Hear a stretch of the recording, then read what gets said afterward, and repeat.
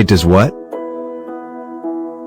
No one knew that 2,000 years ago, the technology existed to build such a device. The Antikythera Mechanism, pictured, is now widely regarded as the first computer. Found at the bottom of the sea aboard a decaying Greek ship, its complexity prompted decades of study, and even today some of its functions likely remain unknown.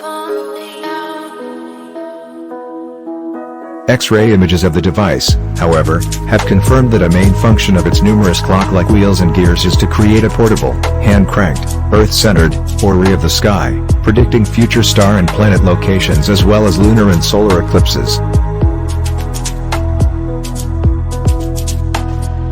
The corroded core of the Antikythera Mechanism's largest gear is featured, spanning about 13 centimeters, while the entire mechanism was 33 centimeters high, making it similar in size to a large book.